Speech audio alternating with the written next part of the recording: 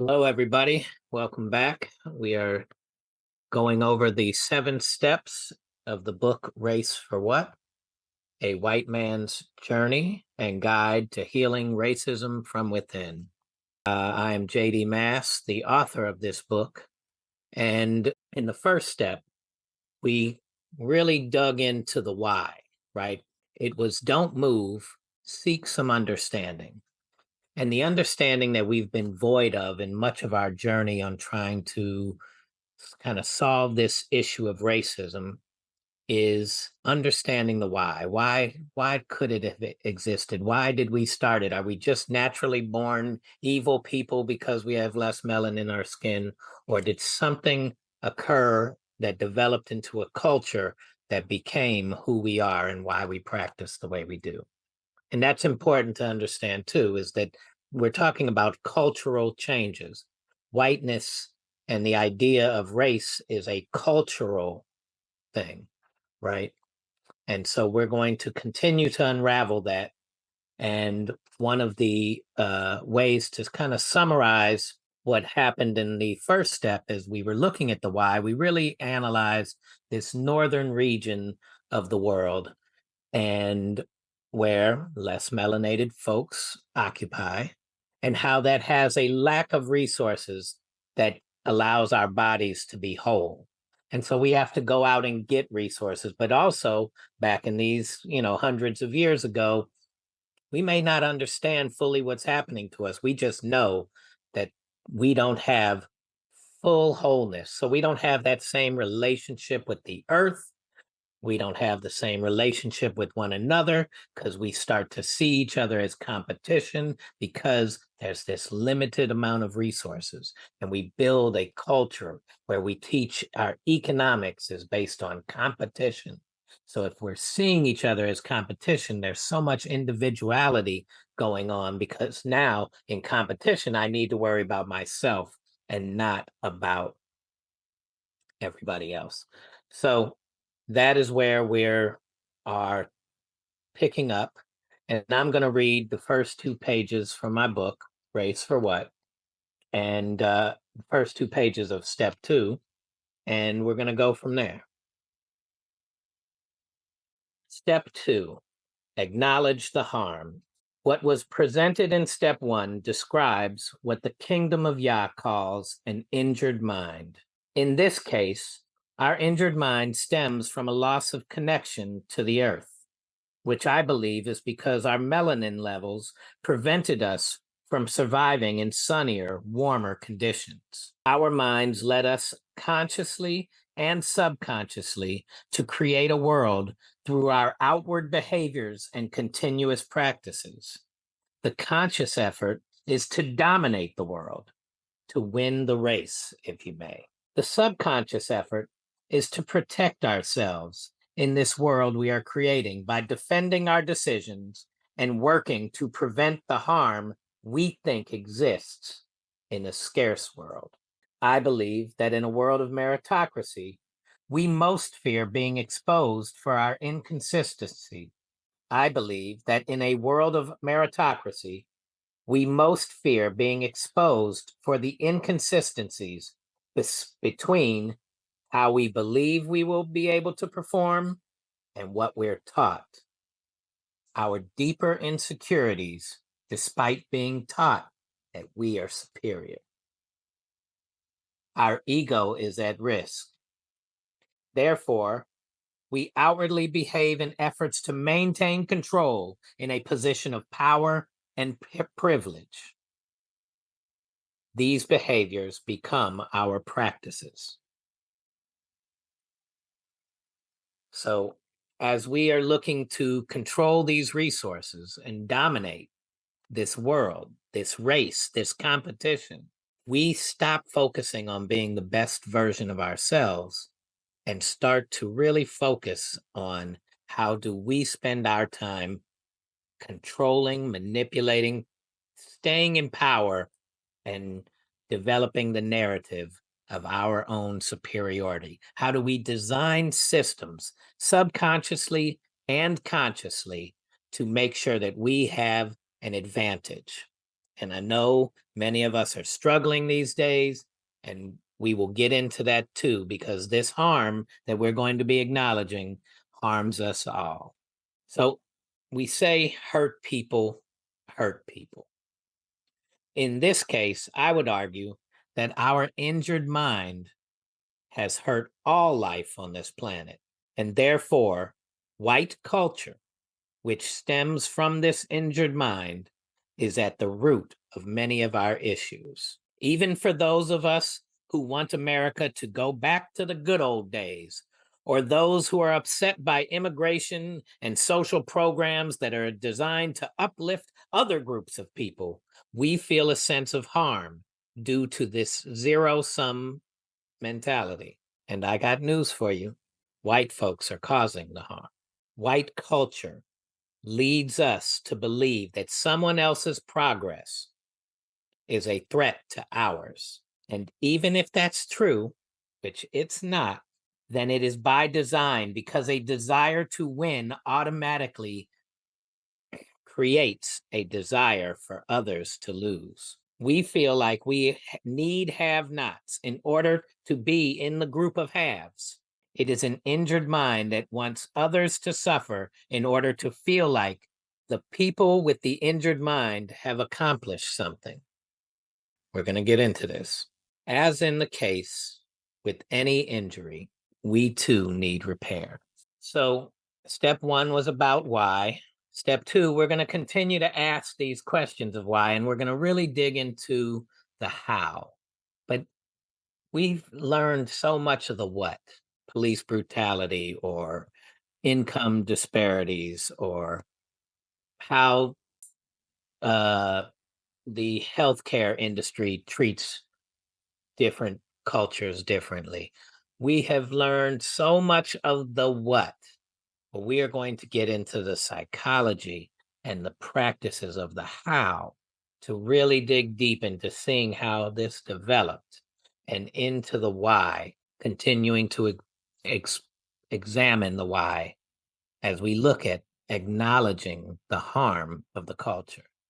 In the beginning, though, I want to take a moment to just acknowledge how well put together this society is. It is a society that lacks love in its design, and yet we have been taught that we are the greatest, that this is the greatest society because we measure our greatness based on consumerism, control, conquering, dominance. None of these things have love in the essence of what they are. And in a system that lacks love, we all become weapons of that system. That is a destructive system, and we become weapons of the mass destruction that we are doing to ourselves and the planet. And that is what we are looking to untangle. There's two components of harm that are foundational pillars to this system and this culture. One of them is anti-Black racism, specifically anti-Black racism. And of course, we'll get into that and what that means. The spectrum between whiteness and Blackness, and why we have this desire to create so much harm around Blackness. What does Blackness mean? We'll look into that. Playing God, that is the other side of the harm. We have wanted to control so much that controlling things, we decide that we get to manipulate life, that we get to play God with lives. And that is a harmful thing that many of us are caught in. So we're going to acknowledge the diagnosis of this injured mind in this step. We're going to talk about that because diagnosis is critical. We cannot heal, which is the goal of all of these steps, to bring forth healing and get us to operate in our true manifestation of humanity. We have to really diagnose the issue properly. And I'm not saying I have all of the answers. I hope that this becomes a conversational piece that allows us to continue to dig deeper and gives us the idea that curing and healing this harm and repairing this harm leads us to a place where we can confidently enjoy the process of not only healing, but also of building something better.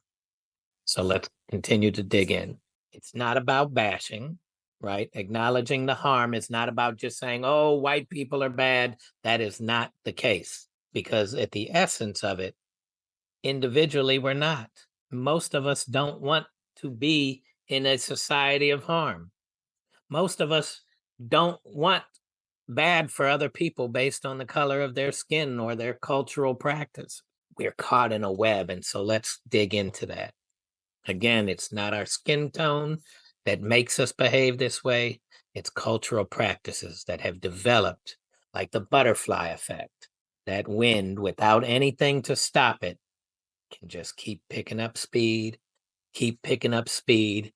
and become a very destructive force. We kind of need that Black grandmotherly love, right? That we have these Black friends, we all got them, right, to say we're not racist. But if you haven't experienced that Black grandmotherly love, that come on in, baby, sit down. You've done enough. No, no, no. You've done enough. It's time for somebody else to take charge, to take it on. You've built this thing. Now let somebody else do their job in making this better. We need that Black grandmotherly love. That don't get out that seat, because I don't want to have to get the belt. We need that Black grandmotherly love. And we're going to get into that later on as well. But we need to really sit still and continue to acknowledge and dig in to what harm our society caused. Once again, we are looking at this from a psychological, intentional, and emotional standpoint, not from the what action-wise took place, but what is going on that leads to these actions. Why do we have an intention to harm so much when we want something? Why do we have a decision to be anti-Black? How do we use lies and deception to build our culture, to position ourselves? We're going to talk about words, because our language is a very ambiguous language, and words become so much of our distraction. Fighting over words. We need to correct our behaviors, and we're going to talk about playing God.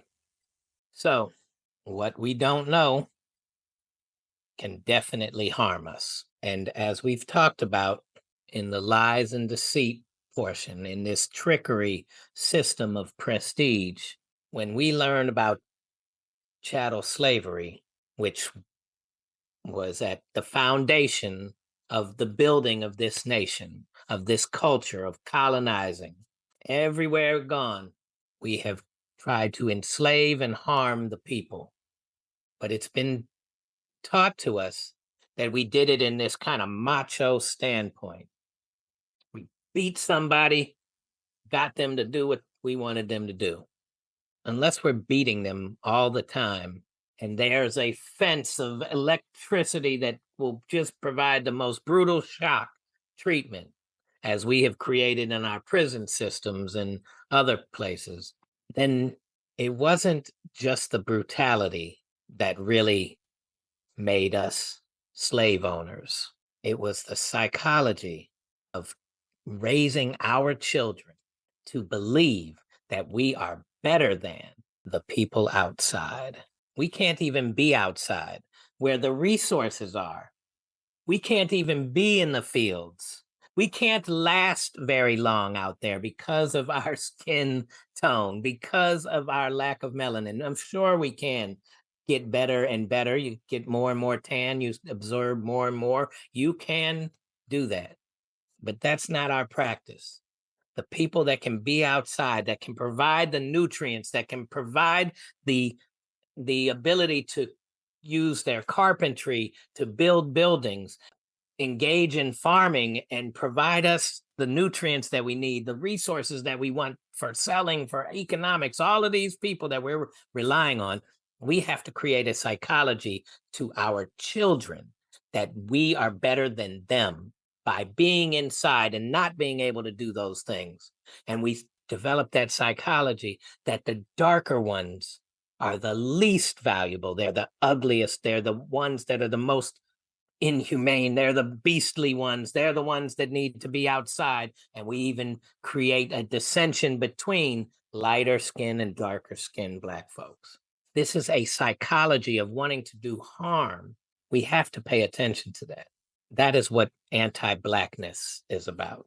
This psychology that the lighter skinned you are, which means you need to be protected from the sun that gives life, makes you better than. And the ugliest and most harmful and brutal people are the ones that actually get to be on the planet the most, that get to absorb that sun the most, that get to be in those fields where the earth is providing us our nutrients. And we develop this so much so that grandmothers of color are often praying that their grandbabies turn out lighter. That is the psychology that we have created. We don't just do that by beating somebody into being our slaves. We do that by using grown folks' bodies to create babies, to raise those babies to believe that they are inferior, to believe that they belong out there. We separate them from their families. We sell them off as tokens. We separate the fathers and the mothers so that there is no family structure and they are just individuals out there believing that they are less than. That is the goal of slavery. That is the goal of how we manipulated this. And that is still our goal today, to help to have people believe that because they have less living in impoverished places that we created, that because they have less, because we're controlling this monetary system of exchange of energy, that they are less. And we want them to believe that. We have people out there talking about the cultural practices of Black folks. This is intentional, it is deep, and it is enrooted in harm. And we need to acknowledge that. It's how the system started, and it's how it's continued. But why? Why? Why did we come up with that N word? Why did we make that a foundational description of someone that we wanted our children to believe were less than us? There's a quote from James Baldwin where he was speaking to a white man, telling him, the question you have to ask yourself, the white population of this country's got to ask itself, is why is it necessary for us to have an N word in the first place? He said, because he's not that. He's a man. And we have to start to acknowledge that these are men and women, and we created an N word to cause harm, right? We created a word that has so much harm behind it. And why? Why can't we enjoy them as men and women? Of course, you'll say, we do that now. That was so long ago. We no longer use it. We can't even say the word now. We have to say N word. We're so much better than we were before. We're not there yet because we haven't gotten into the why. What is at the core of that?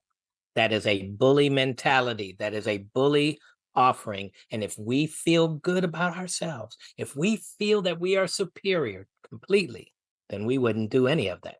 People who believe they're better than, they don't even care.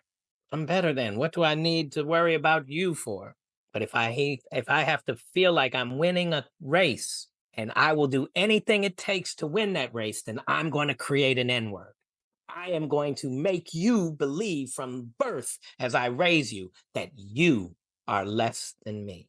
That is the harm we have to untangle. That intentionality, that concern that immigrants are coming, that they're M13s, they're coming to harm us when we're the ones that have gone into their countries and harmed them. We have to untangle that. And that is part of acknowledging this harm we have created. a disadvantage for having darker skin to give us an advantage for having less melanin in our skin. They're not black. We're not white. They are indigenous and aboriginal people. Original, right? Original, aboriginal, indigenous to these lands. And we ended up in a northern region that was less sun and less resources. In this process, in this idea of creating this N word, we had to make them look a certain way. Lies and deceit start to come into the picture. But think about our history. We have been threatened by their success, burning churches, bombing cities that have been thriving, hangings and mass shootings to this day. And why? We're not defending ourselves because they're not trying to harm us. They just want us to stop. Imagine a people that have been through so much just want us to stop. And we're going to get into that as we start to appreciate other cultures. But take some time now and let's do it. These steps do not have to go in order. They are all part of an entire process. We have killed numerous leaders. Our FBI leader, J. Edgar Hoover, said that we have to stop the rise of a Black Messiah. That was a major threat to the country as far as he saw it. Of course it would be.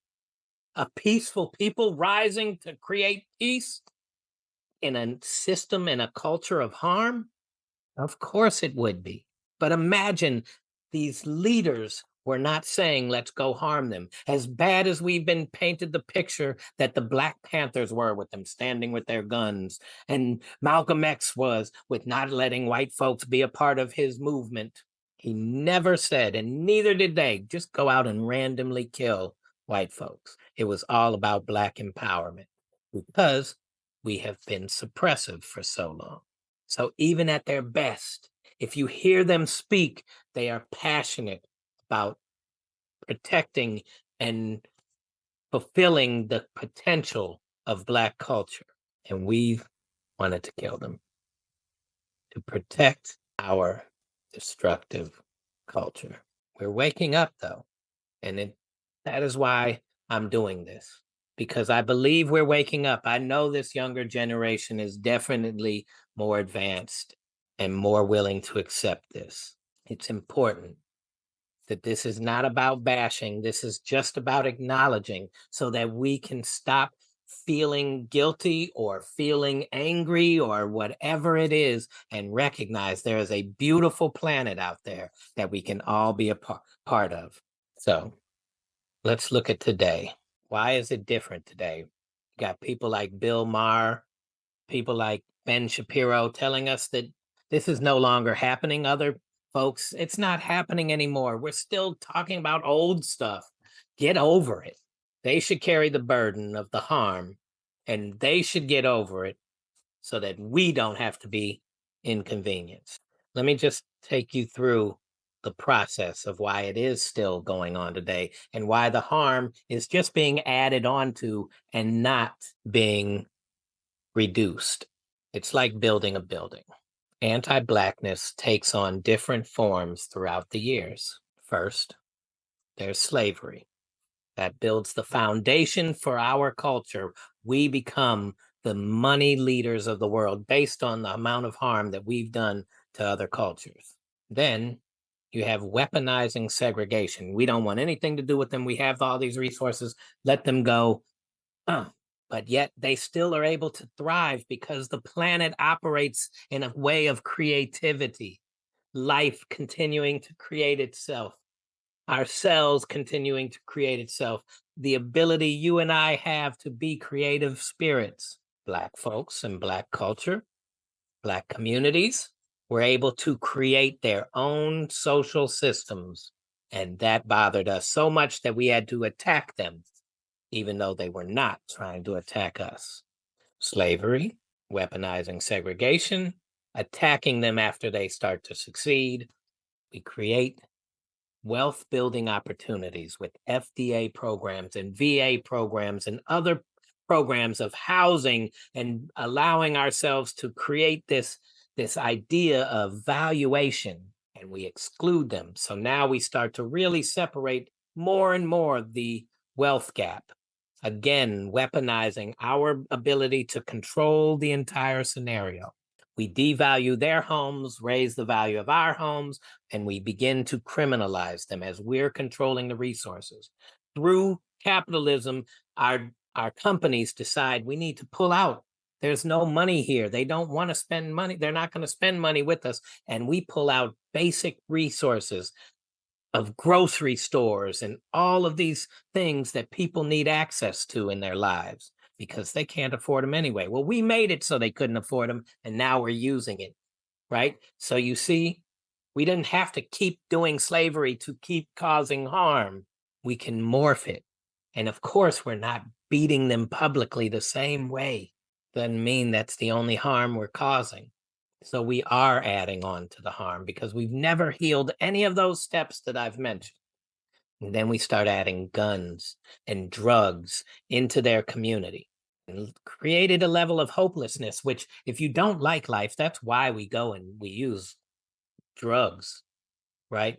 To get away from something, to enhance something, to make it better. We positioned ourselves to make money off of poor people all the time. And we positioned Black folks to be that poor people as much as we can.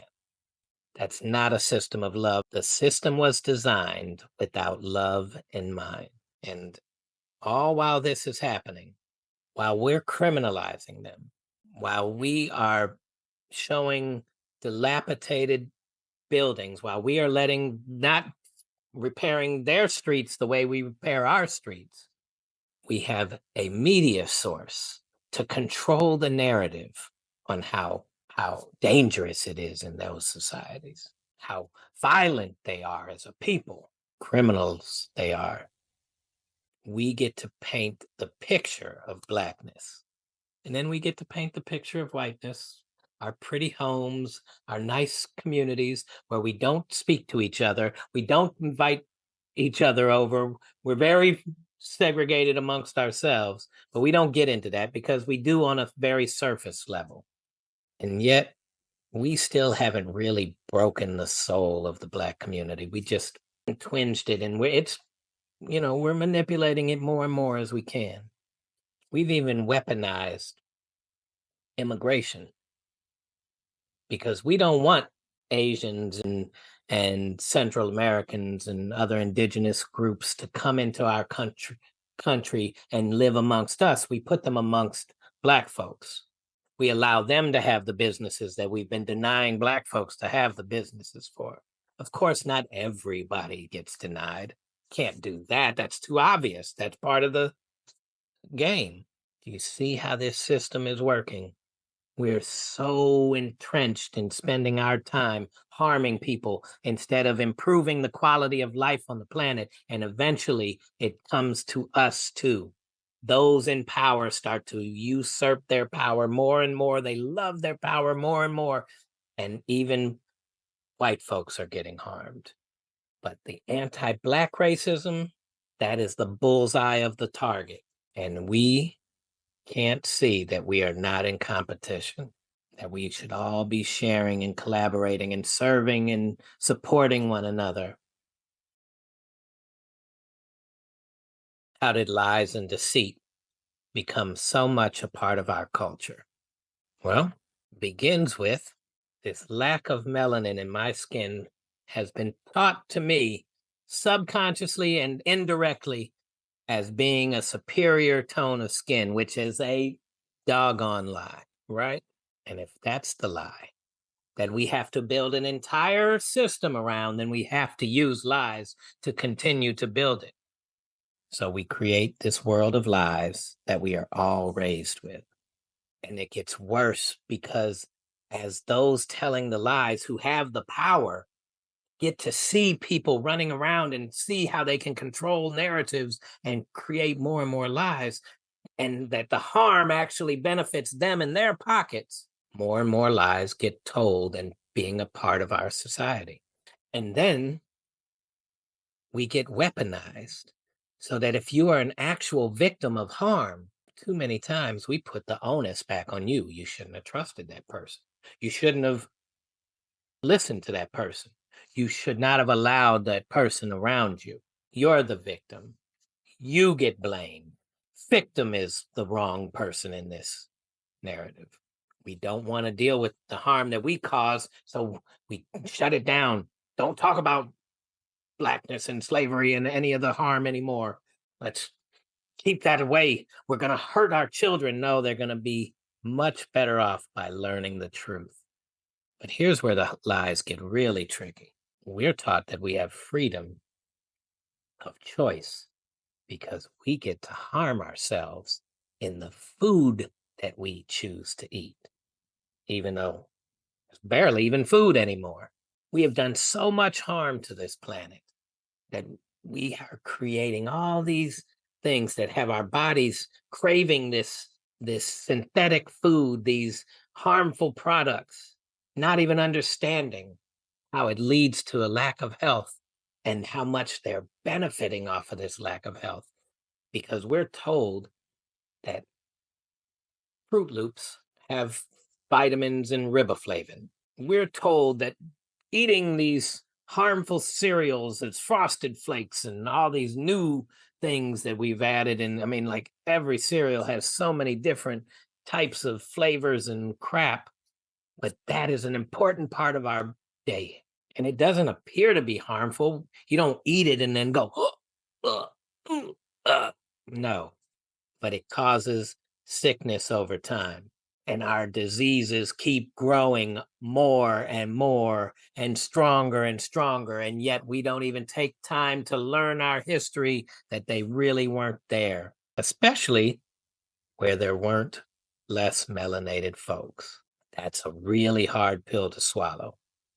We didn't necessarily always have the intention of harming in that way, do I believe. But being in a place when we get our resources from the earth, our body needs is made up of the exact same element as the earth, and we need them. When we are in this northern region and we don't get them, we get sick. When we don't get as much sun, vitamin D is so important to us. It's a life-giving thing. We get sick, and we have this injured mind with an injured body, with an ill body, and we are taking this to conquer other places. And we have gained so much from getting other people sick. Most of the conquering of colonization was due to our bringing illnesses. It was not due to our being macho and beating the crap out of people. That's not how it worked. The lies we've been taught to enjoy harmful things that are hurting us and creating this idea that that is freedom. Boy, have they done a number on us. So in acknowledging it, you kind of got to acknowledge, damn, they're good. Good at being bad. Great at being horrible. So, as we're trying to heal, one of the challenges is that our emotions, we have been taught this such an individualistic thing. We're so important that our emotions, having to acknowledge this harm and deal with this, we'd rather live in the lies. Taking responsibility starts to feel like it's anti-whiteness. I mean, listen to me. I'm sitting here, sounds like I'm bashing white people and white culture. That is the dominating, prevailing culture. It can't be that bad, or it wouldn't have gotten this far. And there's elements of goodness. There's certainly technology has increased. So it's how we use it. It is that approach to these things that we could just get through with the truth and start to recognize that there's a better way out there that we just have to learn.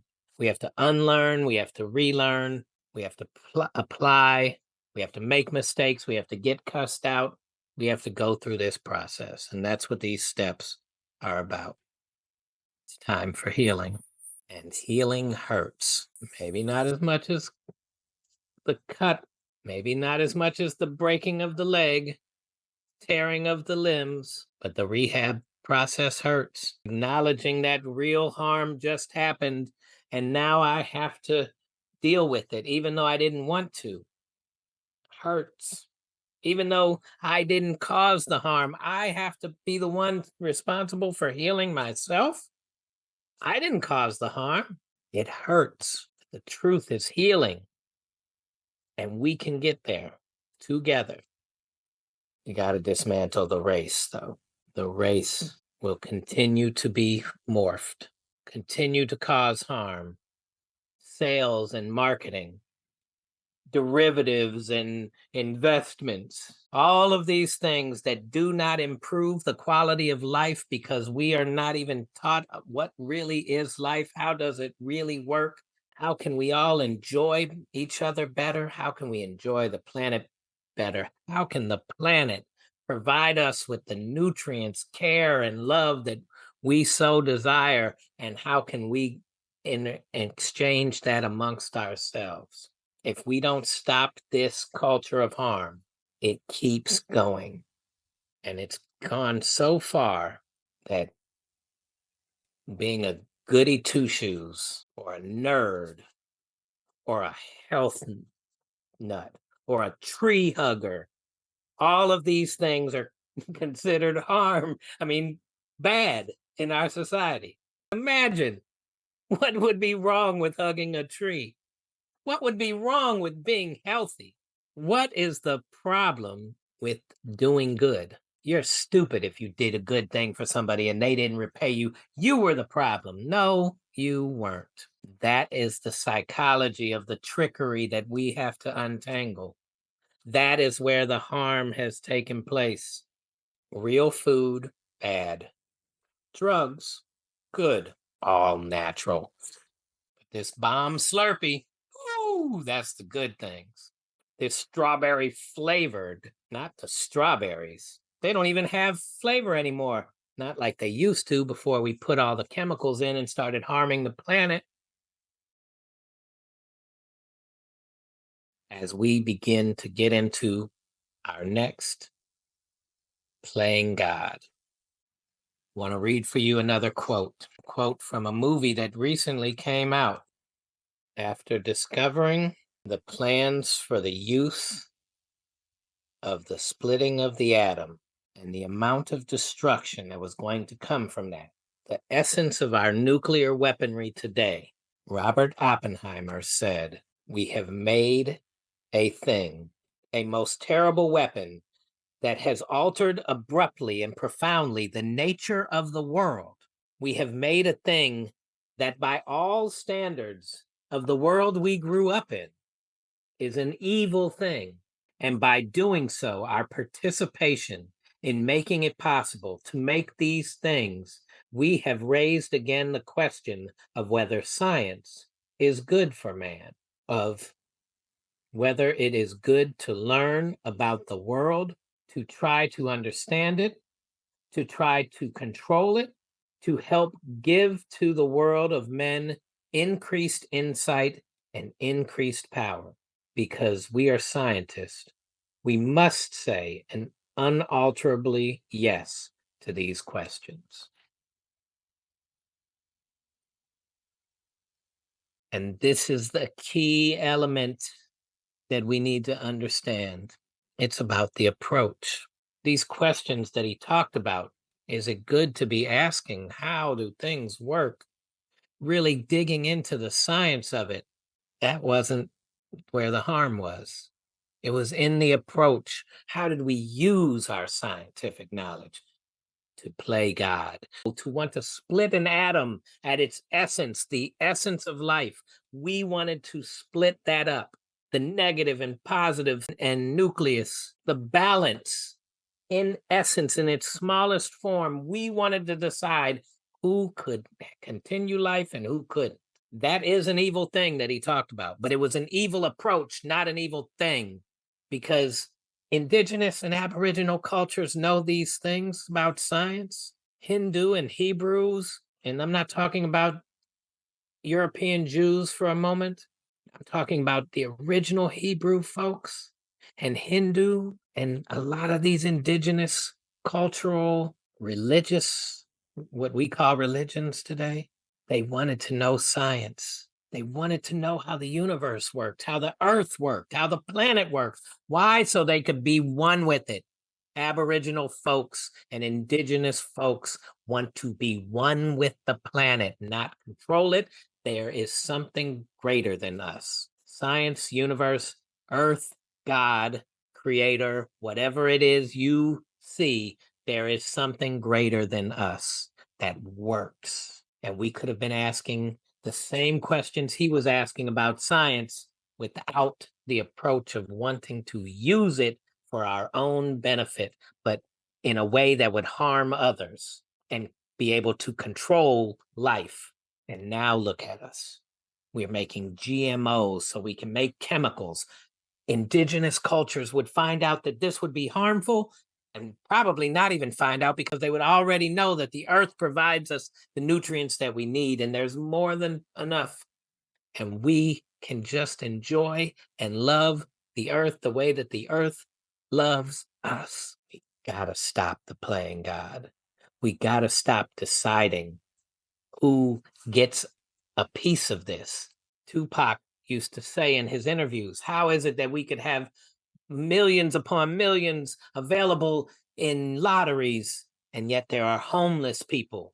That is a scarcity mentality that we need these homeless people. There's not enough for everybody when there's more than enough for everybody. We are misusing land all the time because we think it's ours. We have an idea that we can own a fruit tree that was provided already before and has nothing to do with us. We didn't create it and do nothing for it, but yet we can own it because it's on a land that we decided we get to own. This is a harmful mentality that stems from European culture of scarcity to believe that we need to control these things. And this controlling idea of playing God is a death-based culture. I cannot want you to be the best version of yourself and then turn around and want to control you. The first part, I want you to be the best version of yourself, is life-giving. I want you to be the most creative version of whatever you bring that's going to bring value to the quality of life. And then amongst that, I bring in death and I say, I want to control that. That is a death-based culture. There is no love in the design of that culture. That is the harm of the culture that we live in. Even though great things happen, it is still the design of the culture that causes so much harm by playing God and having an anti-Blackness to our approach. Lastly, in this world of deception, our words have far too many meanings, so they're not absolute, so we have a level of confusion, and our meanings have far too many words to choose from. So we get to communicate and start to fight over the way that somebody's saying something instead of listening to what they're saying and what are they doing, how is it being used. So we try and control the narrative. What is a man? What is a woman? Who has the rights to dictate? What is the definition of this word? Oh, we have taken scientific words, and because of a culture of harm, we have made them harmful. Oh, you're this, you're that. And so we come up with new words, and then we still harm them, from retarded to disabled to the special to the yellow bus to the all of these. This is one example of an area where it initially was not a bad word, became a bad word because harm was placed behind it. So before we worry about whether or not we're saying people of color or these things correctly, let's start to treat each other correctly, and the words will come properly from that. Let's start to learn how to love one another and allow for other people to have mistakes and us still to be able to converse and recognize what true harm is versus the harm of our own insecurities and individualism and emotional state. Let's truly find love within ourselves. Step 2 was all about acknowledging the harm of our culture. And as we start to go through the next steps, we will start to be able to see the healing process. This was a rough one. There's a lot of harm baked into our culture, and it's harming us all. White folks, Black folks, brown folks, and everybody in between. One of the great readings you can read is Post-Traumatic Slave Syndrome by Joy DeGroy Leary. I might be mispronouncing the middle name. It's a very tough read. You can also read Cast by Isabel Wilkerson. Tough reads, but they get into the ideas and the intentionality and the harm that's being done on the other side. How is our oppression affecting other people? Because, see, that's part of this idea of how we've weaponized segregation, that we can't even understand how our harm is hurting other people. So we can't heal it yet until we really start to figure that out. Thank you for your time. Continue to love one another. Let's start healing in our homes. Let's start healing in our communities. Let's start sharing where we have no business sharing so that we can start the momentum of that type of energy. Let's take honor and pleasure in serving one another. We're not a fool if we get taken advantage of. They're a fool for taking advantage of us when they could just be appreciating us. So let's start appreciating each other and take the risk of being the one to be the giver, to be the sharer, to be the server. We will get there. It's possible. There's 5 more steps to help us get there. Thank you.